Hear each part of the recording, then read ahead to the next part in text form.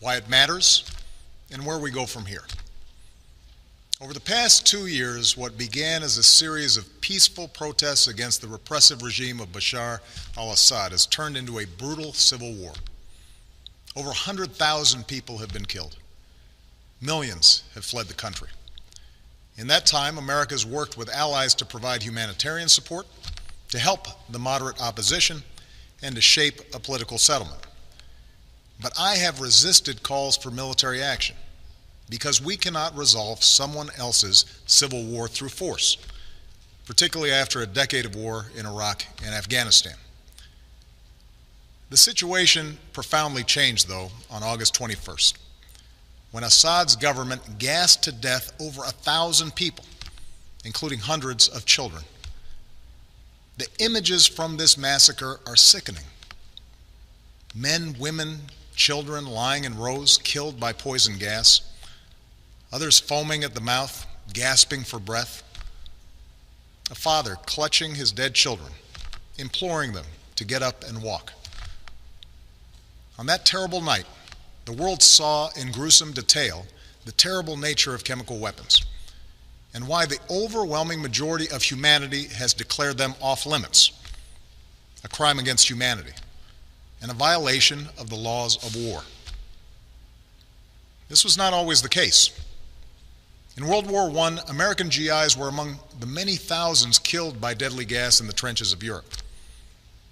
In World War II, the Nazis used gas to inflict the horror of the Holocaust.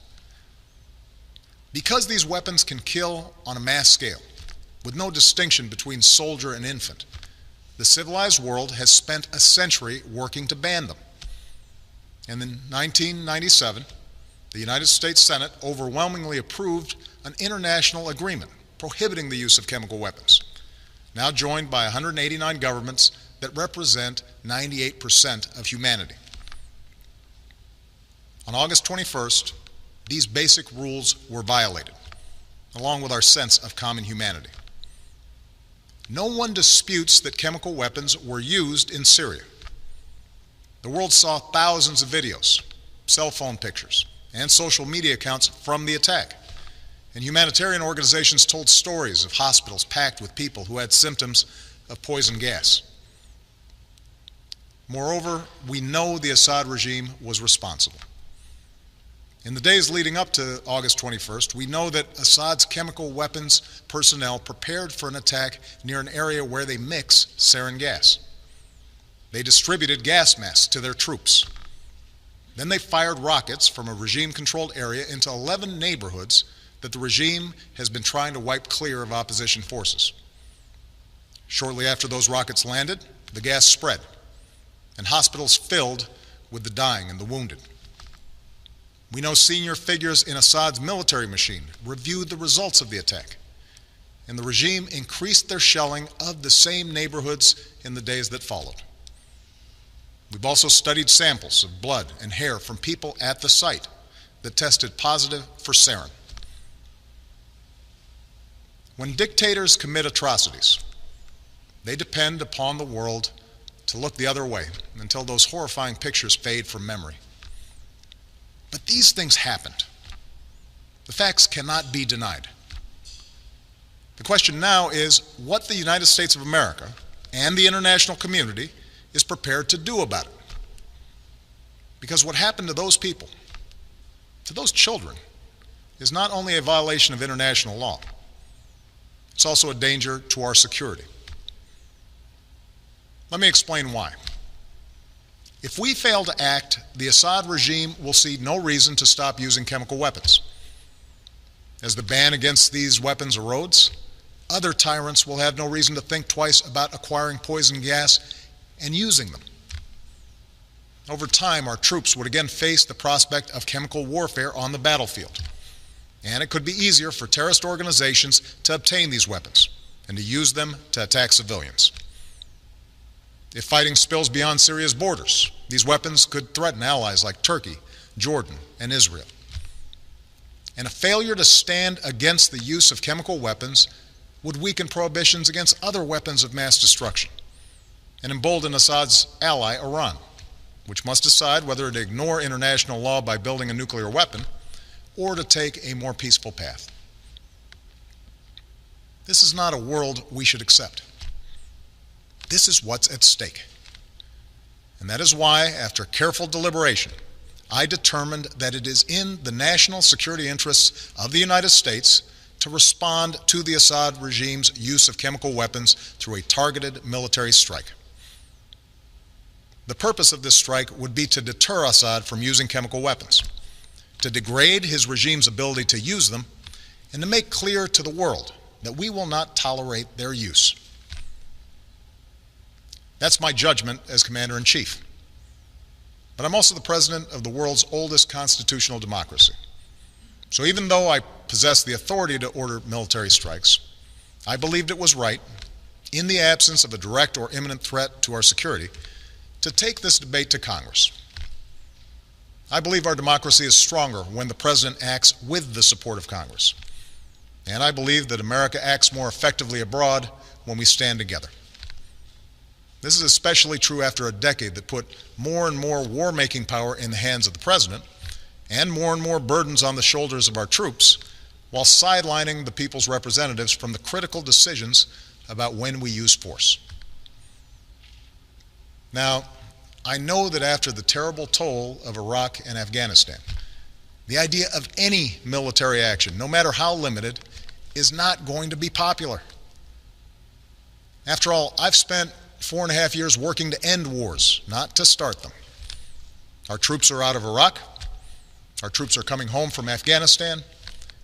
And I know Americans want all of us in Washington, especially me, to concentrate on the task of building our nation here at home, putting people back to work, educating our kids, growing our middle class. It's no wonder then that you're asking hard questions. So let me answer some of the most important questions that I've heard from members of Congress and that I've read in letters that you've sent to me. First, many of you have asked, won't this put us on a slippery slope to another war? One man wrote to me that we are still recovering from our involvement in Iraq. A veteran put it more bluntly. This nation is sick and tired of war. My answer is simple. I will not put American boots on the ground in Syria. I will not pursue an open-ended action like Iraq or Afghanistan. I will not pursue a prolonged air campaign like Libya or Kosovo. This would be a targeted strike to achieve a clear objective, deterring the use of chemical weapons and degrading Assad's capabilities. Others have asked whether it's worth acting if we don't take out Assad. As some members of Congress have said, there's no point in simply doing a pinprick strike in Syria. Let me make something clear. The United States military doesn't do pinpricks. Even a limited strike will send a message to Assad that no other nation can deliver. I don't think we should remove another dictator with force. We learned from Iraq that doing so makes us responsible for all that comes next. But a targeted strike can make Assad, or any other dictator, think twice before using chemical weapons. Other questions involve the dangers of retaliation. We don't dismiss any threats, but the Assad regime does not have the ability to seriously threaten our military. Any other retaliation they might seek is in line with threats that we face every day. Neither Assad nor his allies have any interest in escalation that would lead to his demise. And our ally Israel can defend itself with overwhelming force, as well as the unshakable support of the United States of America. Many of you have asked a broader question. Why should we get involved at all in a place that's so complicated and where, as one person wrote to me, those who come after Assad may be enemies of human rights? It's true that some of Assad's opponents are extremists, but al-Qaeda will only draw strength in a more chaotic Syria if people there see the world doing nothing to prevent innocent civilians from being gassed to death. The majority of the Syrian people and the Syrian opposition we work with just want to live in peace, with dignity and freedom. And the day after any military action, we would redouble our efforts to achieve a political solution that strengthens those who reject the forces of tyranny and extremism. Finally, many of you have asked, why not leave this to other countries or seek solutions short of force? As several people wrote to me, we should not be the world's policeman. I agree, and I have a deeply held preference for peaceful solutions. Over the last 2 years, my administration has tried diplomacy and sanctions, warnings and negotiations, but chemical weapons were still used by the Assad regime. However, over the last few days, we've seen some encouraging signs, in part because of the credible threat of U.S. military action, as well as constructive talks that I had with President Putin. The Russian government has indicated a willingness to join with the international community in pushing Assad to give up his chemical weapons. The Assad regime has now admitted that it has these weapons, and even said they joined the Chemical Weapons Convention, which prohibits their use. It's too early to tell whether this offer will succeed, and any agreement must verify that the Assad regime keeps its commitments. But this initiative has the potential to remove the threat of chemical weapons without the use of force, particularly because Russia is one of Assad's strongest allies. I have therefore asked the leaders of Congress to postpone a vote to authorize the use of force while we pursue this diplomatic path.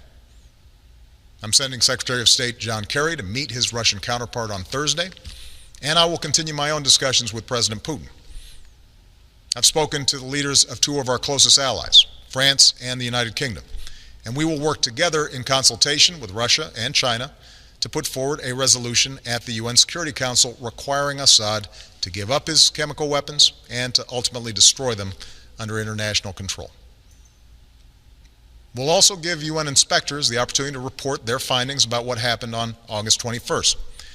And we will continue to rally support from allies from Europe to the Americas, from Asia to the Middle East, who agree on the need for action. Meanwhile, I've ordered our military to maintain their current posture, to keep the pressure on Assad, and to be in a position to respond if diplomacy fails. And tonight I give thanks again to our military and their families for their incredible strength and sacrifices. My fellow Americans, for nearly 7 decades, the United States has been the anchor of global security. This has meant doing more than forging international agreements. It has meant enforcing them. The burdens of leadership are often heavy, but the world's a better place because we have borne them.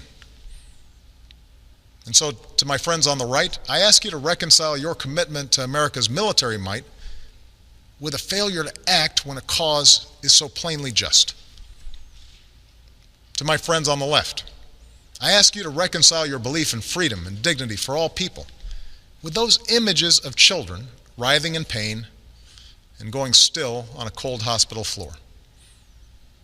For sometimes resolutions and statements of condemnation are simply not enough. Indeed, I'd ask every member of Congress, and those of you watching at home tonight, to view those videos of the attack, and then ask, what kind of world will we live in if the United States of America sees a dictator brazenly violate international law with poison gas, and we choose to look the other way? Franklin Roosevelt once said, "Our national determination to keep free of foreign wars and foreign entanglements cannot prevent us from feeling deep concern when ideals and principles that we have cherished are challenged."